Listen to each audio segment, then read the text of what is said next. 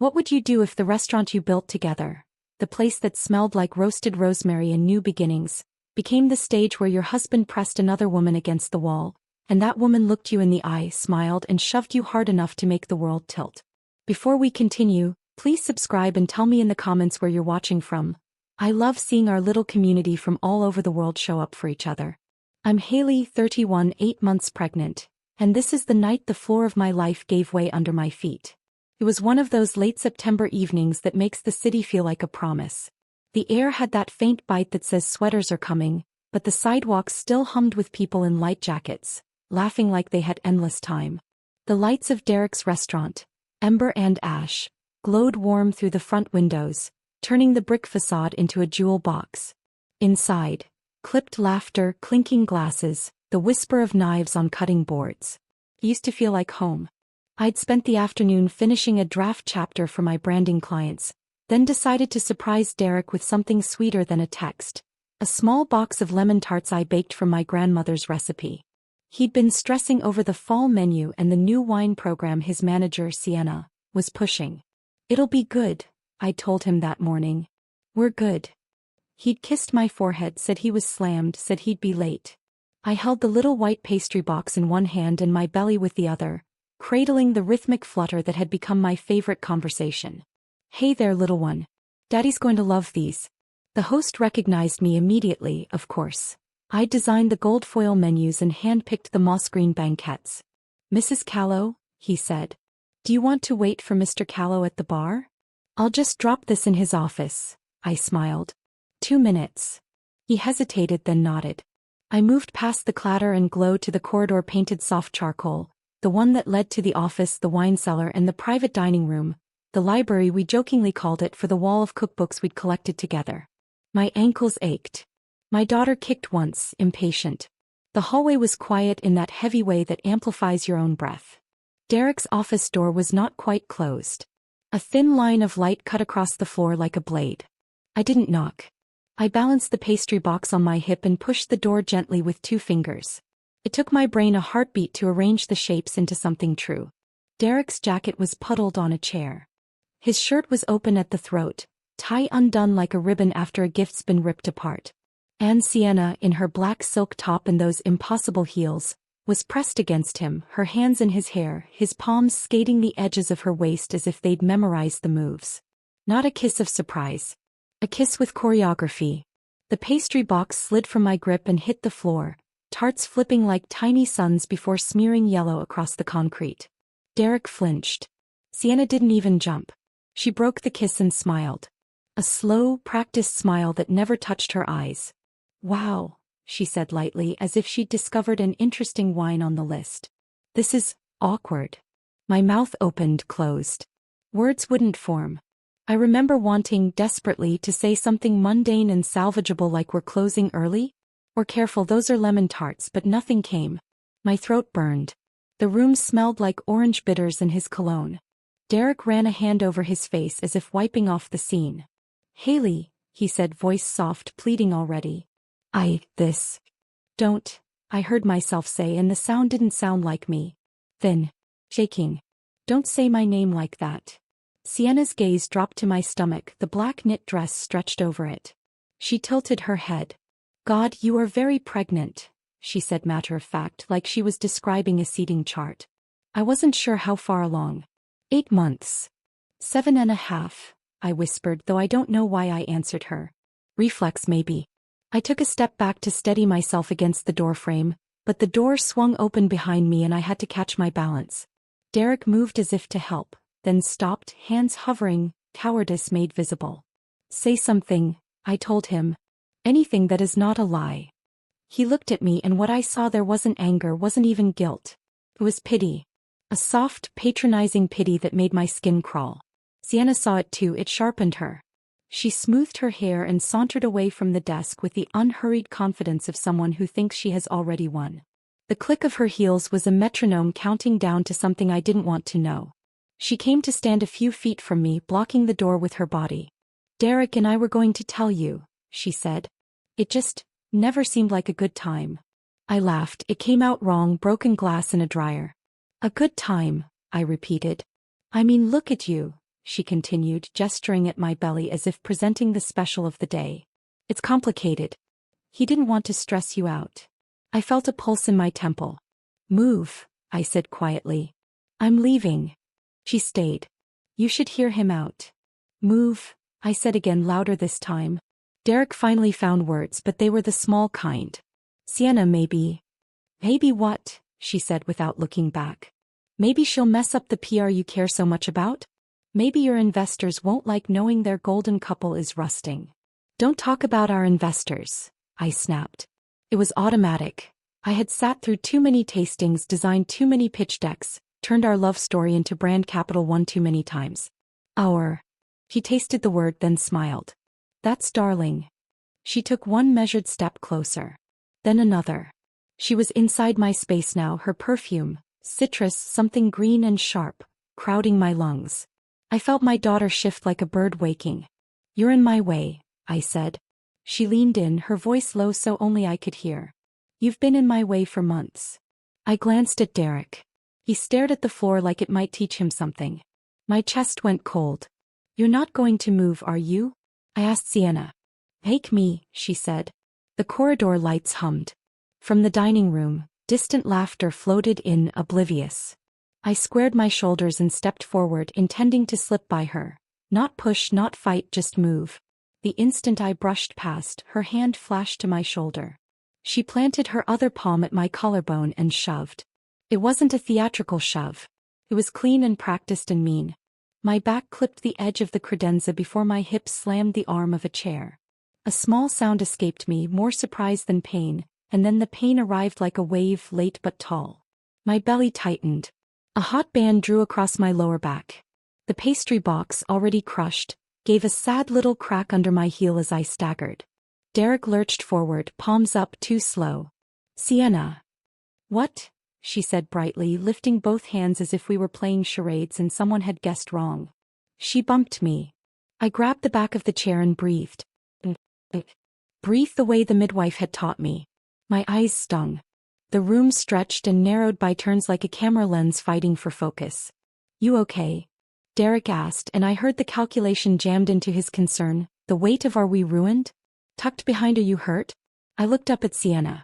She had taken another step, not to help but to tower. She was very careful now, face smooth, voice soft. It was the softness that scared me more than the shove. You really should sit, she said. Stress isn't good for the baby. Something inside me snapped into alignment. It wasn't calm. It wasn't rage. It was a line, crisp and straight, that connected this moment to who I would be next. I let go of the chair and stood as tall as my body would let me. You're going to move, I said, every word a note I could sing on pitch. And Derek is going to call the host and have him bring me my coat. Then I'm going to walk out of this space that I helped build and you helped break. You can explain your choices to each other. Sienna blinked once, like a cat considering the distance to the next ledge. Or, she said, you can stop making a scene and we can talk privately. I took a step. He didn't. I took another, and in that fraction of awkward closeness, where breath and perfume and heartbeat collide, she shifted her weight as if to block me again, shoulder rolling forward, heel braced. Her eyes glittered with a triumph that wasn't earned yet. Don't, I warned. What'll you do? She asked softly. Call a manager? I am the manager, a voice snapped from the doorway, sharp, older, familiar. Luis, our floor manager, stood there with two servers peering over his shoulder, faces pale, eyes big. He took in the scene, the crushed tarts, my hand white-knuckled on the chair, Derek in his unbuttoned shirt, Sienna's stance. His jaw set. Mrs. Callow, are you hurt? The pain looped at my lower spine, tightened like a belt. I inhaled through my nose, tasted copper at the back of my throat. I need my coat, I said evenly. And a car. Derek reached out, strangling the air between us. Haley, please. Don't touch me, I said, and even I was surprised by how steady I sounded. Luis stepped into the room, shoulders squared. Miss Hart, he said to Sienna, dropping her last name like a gavel, step away from Mrs. Callow. Right now. For the first time since I walked in, Sienna's smile wavered. A hairline crack across porcelain. Everyone take a breath. Derek tried again, voice pitched low, pacifying. We don't need an audience. You made one, I said. My belly tightened again, sharper now, like a hand squeezing from the inside. Not a kick. A warning. Louis slid my coat from the rack, held it open. Let me help you. I nodded, breathing shallow, letting the sleeves swallow my arms. As he settled the wool around my shoulders, a shadow filled the corridor behind him, broad and familiar. Uncle Martin, Derek's silent partner and my mother's older brother, took one look at the tableau and his face went thundercloud dark. What, he said, each consonant a nail in the floorboard, is going on in here? No one answered. Sienna's chin lifted. Derek's mouth opened, closed. My vision tunneled for a second. The pain dipped and then rose, slow as a tide. Uncle Martin's eyes flicked from me to Sienna to Derek to the smear of lemon curd on the concrete. When he spoke again, the temperature in the room seemed to drop. Louis, clear the hallway. No. And someone call a car. I drew breath, slow and careful, and pressed my palm to the side of my belly where my daughter had nestled for months. Not now, I thought, fierce and pleading at once. Please, not now. But my body did not care what night it was or how much I needed time to rewind. Another tightening rolled through me, firmer, closer, like a clock deciding to speak. Sienna finally stepped aside, the space between us opening like a door I wished I'd never had to walk through. I took one step, then another, coat heavy, heart heavier. I didn't look back at Derek. I didn't need to. I could feel the silence he wore like a suit of armor, polished, useless. In the doorway, Uncle Martin met my eyes, and for a heartbeat, the clatter and warmth of ember and ash fell away. There was only the hallway, the smell of lemon and metal, and the taste of a life splitting at the seam. Haley, he said quietly, voice threaded through with something very like fear. Are you all right? I wanted to say yes. I wanted to say no. What came out was the only truth I had. I think something's wrong. The night I caught my husband with another woman didn't just break my marriage. It forced my daughter into the world 7 weeks early. And as I lay in the hospital bed, I realized betrayal wasn't the only danger waiting for us. The city lights blurred through the tinted window of Uncle Martin's car as it sped toward St. Clair's Hospital. I pressed both hands against my belly, as if sheer will could hold the contractions at bay. Each one tightened like a rope pulled too hard, each wave sharper than the last. Stay with me, Haley, Uncle Martin urged, his hand steady on mine. His voice had always been commanding in boardrooms and at family dinners, but now it carried a tremor I had never heard. I tried to answer, but another contraction stole my words, leaving only a sharp gasp. Sweat gathered at my temples despite the cool air. I stared at the pastry box crumpled in my lap, lemon curd smeared across the lid. It had been salvaged from the restaurant floor almost as a cruel reminder. When we reached the year, Martin's voice cut through the noise of the intake nurses like a blade. She's 31, 8 months pregnant, possible premature labor, abdominal trauma. Get her in now. The next moments came in fragments. Fluorescent lights rushing overhead, the cold bite of a gurney, the buzz of monitors, a nurse's clipped commands. Someone asked me to breathe steadily, but my breaths came ragged, tangled with fear. Is the baby okay? I whispered. We're monitoring, a doctor replied. Focus on staying calm. We'll take care of both of you. Hours blurred. My body fought a battle I wasn't ready for. At 3:12 a.m. my daughter, Arya, entered the world weighing just over 4 pounds. Her cry was thin but fierce, a sound that ripped through my exhaustion and filled me with a hope I hadn't known I could still feel. I only caught a glimpse of her before they whisked her away to the NICU, her tiny body swallowed by wires and blankets. She's small but strong, Dr. Patel assured me, his eyes kind. We'll do everything to support her. I wanted to hold her, to press her against my chest and whisper promises into her ear. Instead, I lay in recovery, stitches tugging, body trembling, arms empty. Uncle Martin sat by my bed, his suit wrinkled, his silver hair disheveled. He looked more like a tired father than the powerful investor he was. You're safe now, he said softly. And so is she.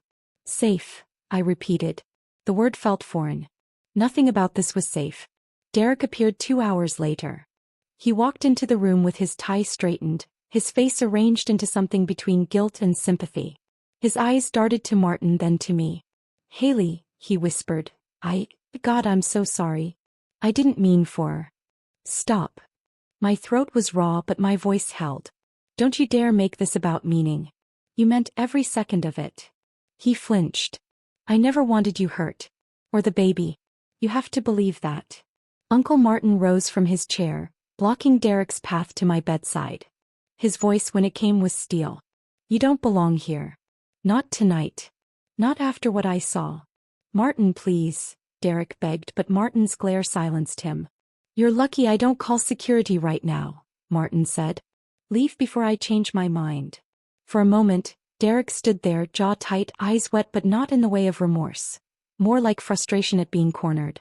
Then he turned and walked out, his footsteps sharp against the linoleum. Later, as I drifted in and out of uneasy sleep, a nurse leaned close and whispered. He was asking about premature labor weeks ago.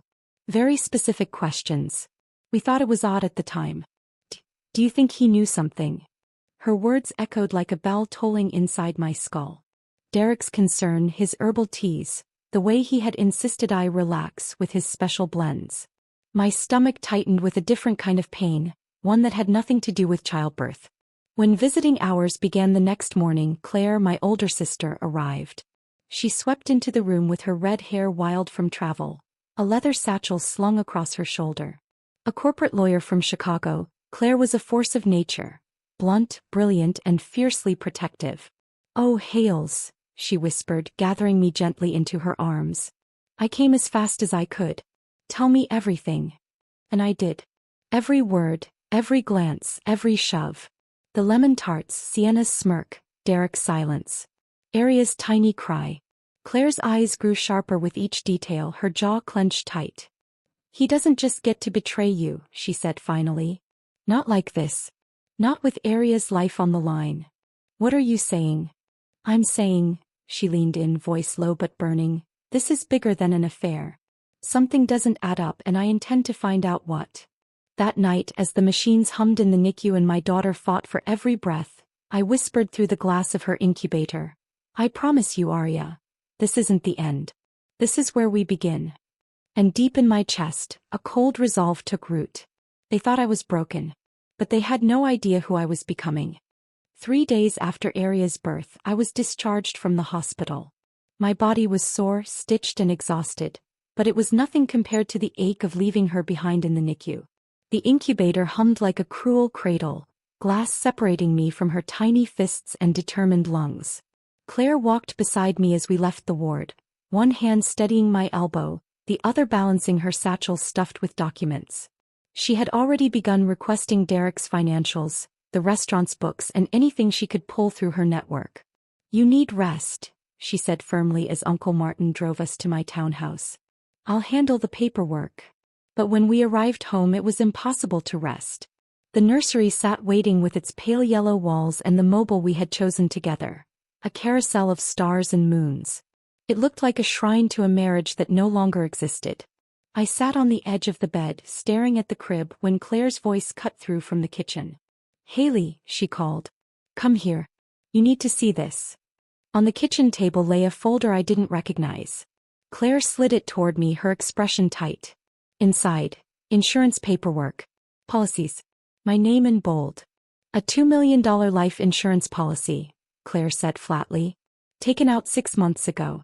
Beneficiary, Derek Callow. The words didn't register at first. People get insurance all the time, I murmured, trying to believe it. Not like this, Claire snapped, jabbing a finger at the signature line. Did you know about it? I shook my head. No. Why would I? We were focused on the baby, the restaurant. Exactly, she cut in. No career, no major assets in your name, no reason to insure you for this amount. Except one. Profit if you die. My chest tightened. The room tilted. You're saying... I'm saying, she leaned closer, her voice low and steady, this isn't just adultery. It's intent. That night, Uncle Martin came over. Claire laid out the documents like evidence in a trial. Martin's jaw hardened with each page. Haley, he said quietly, did Derek ever give you supplements, teas, anything unusual during your pregnancy? The memory hit me like a hammer. Derek handing me mugs of herbal tea, saying it would soothe the Braxton Hicks. The bitterness of the taste. The cramps that always followed. The false labor episode weeks ago. I pressed a trembling hand to my lips. He gave me tea. Every night. He said it was from the restaurant's herbal supplier. Claire's eyes narrowed. We'll test it. If he gave you something unsafe. Why? I whispered. Why would he? Martin didn't soften his words. Because premature babies don't always make it. And widowers collect sympathy and payouts. The silence after his words was heavier than any scream. The next day, Claire contacted a friend at the FDA to run toxicology on the leftover teas and vitamins Derek had left in the cupboard. While we waited, she installed new locks on the doors and cameras by the windows. I won't take chances, she muttered. I tried to sleep, but every time my eyes closed, I saw Derek's face in the restaurant office, his silence as Sienna shoved me. And now layered over it, the thought that he hadn't just betrayed me, he might have been actively trying to erase me. The results arrived on a Thursday morning. Claire answered the call, her expression unreadable until she hung up. She turned slowly, meeting my eyes. They found something, she said. Traces of misoprostol. It induces contractions. The floor vanished beneath me.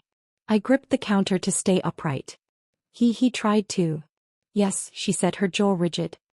He tried to force early labor. To endanger both you and Arya. Tears burned my eyes, but they didn't fall. My grief had hardened into something colder. Something unbreakable. He's not just a cheater, Claire said. He's an attempted murderer.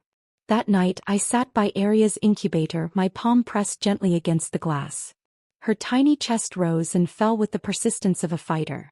Your father thought we were weak, I whispered. But he has no idea what strength looks like. And in that moment the fear twisted into a vow. I wouldn't just survive Derek's betrayal. I would make sure he and Sienna faced every consequence. This wasn't the end. This was the beginning of justice. Betrayal shatters you, but evidence rebuilds you. Piece by piece, my sister and my uncle began to expose Derek, not just as a cheating husband, but as a man who conspired with his mistress to erase me from the picture entirely. The first few days after the toxicology results felt like living in a crime drama. Only the victim was me, and the stakes were Arya's fragile breaths. Every beep of the NICU monitor reminded me that my daughter's fight for life had been someone else's calculation. Claire didn't waste a second. We're not just building a divorce case, she told me one morning at my kitchen table, documents spread like battle plans. We're building a criminal case. Conspiracy. Attempted murder. Insurance fraud. Uncle Martin, who rarely betrayed emotion in business negotiations, looked thunderous. He had quietly been pulling strings through the restaurant's financials. Derek and Sienna have been siphoning investor funds, Martin revealed, sliding a ledger toward us. Tiny amounts at first, hidden under supplier expenses. But over the last 4 months, it's grown. They've set up a shell company. Guess who the listed manager is? Sienna, Claire guessed. Martin nodded grimly. Exactly. They were building seed money for their own restaurant. My investment. Your insurance money. Their future. The air in the room thickened with the weight of betrayal. Not just personal. Professional. Criminal. We hired Melanie Duval, a divorce and criminal attorney known for dismantling powerful men in court. She arrived at my townhouse in a navy suit, silver hair sharp against her tanned face, her eyes both kind and calculating. I've read the initial report, she said, flipping through her notes.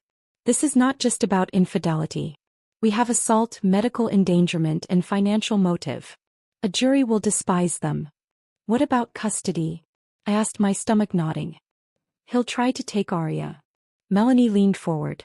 Given the evidence, we'll argue he poses a direct threat to both you and your child. At best, he'll get supervised visitation, if that. My shoulders loosened for the first time in days. Not relief, but the beginnings of control. Meanwhile, Claire pushed harder on the investigative front. She traced email correspondences between Derek and Sienna, hidden under the restaurant's shared accounts.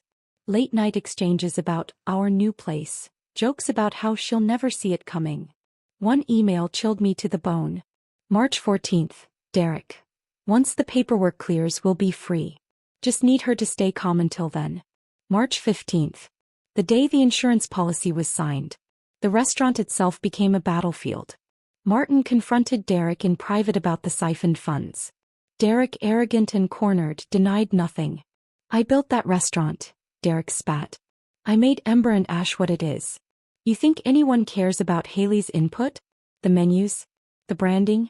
It's my name on the door. Martin's reply was ice cold. Not for long.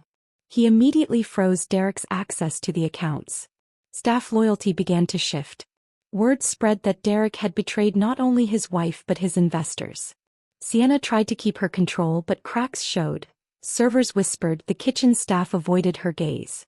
Through it all, I visited Arya daily. Her strength grew, ounces added like metals. The first time I held her against my chest, the warmth of her tiny body lit a fire in me. I whispered into her downy hair. Everything I do now is for you. They thought they could push me aside, but they forgot one thing: I don't break. I rebuild. The turning point came when Melanie secured a meeting with the district attorney's office. We laid out the timeline. Derek's affair with Sienna beginning around the time of my pregnancy. The insurance policy signed in secret. The herbal teas laced with labor-inducing drugs. The physical assault at the restaurant, witnessed by staff and Martin. The siphoned investor funds. The D leaned back in his chair, hands steepled. This is bigger than family drama. This is conspiracy and attempted murder. We'll move forward. My breath caught. Forward. Toward justice. That night I stood by Arya's incubator again. She opened her eyes briefly, dark and steady. I felt something surge through me, no longer just fear but certainty. Derek and Sienna had written me off as a footnote. But they had underestimated the quiet fury of a mother, a sister, and a family united. The case was building. And soon the whole city would see them for what they really were. The courthouse smelled of marble polish and nerves. Reporters swarmed outside, their cameras flashing like lightning against the gray stone columns. Headlines had already circulated. Local restaurateur and mistress face attempted murder charges. From kitchen empire to criminal courtroom. Every headline had my name tucked in the middle like an afterthought, but today I wasn't the afterthought. I was the reason they were all here. Claire walked beside me, her hand brushing mine. Uncle Martin followed close, his presence a wall of protection.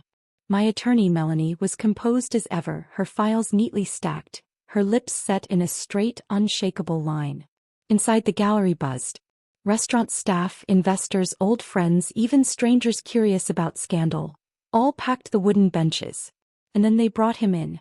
Derek. My husband. Or rather, the man who had worn the mask of my husband. His suit was tailored, his hair slicked back, but his eyes, God, his eyes, were hard marbles of calculation. No remorse. No shame. He didn't look at me right away. When he finally did, his gaze slid across me like a knife, sharp and cold. Next came Sienna. Her once glossy hair hung limp, her cheeks hollow. Gone was the confident smirk from the restaurant. In its place, a tight, defiant glare. Yet even in shackles she tilted her chin high as though she still believed she was better than me. The judge entered and the bailiff called the room to order. Dr. Derek Callow, the clerk read, you are charged with attempted murder, conspiracy to commit murder, insurance fraud and abandonment. How do you plead? Not guilty, Your Honor, Derek said, his voice steady, rehearsed. Gasps rippled through the gallery. The clerk continued. Miss Sienna Hart, you are charged with assault, conspiracy to commit murder and accessory to attempted murder. How do you plead? Sienna's voice trembled but held. Not guilty. It was surreal. I wanted to stand, to scream that I had felt her shove, that I still saw her hand on my shoulder in my dreams. But I stayed still, my strength gathered in silence. Then came testimony. First, Uncle Martin. He recounted that night in the restaurant, how he had walked in, seen me crumpled aga.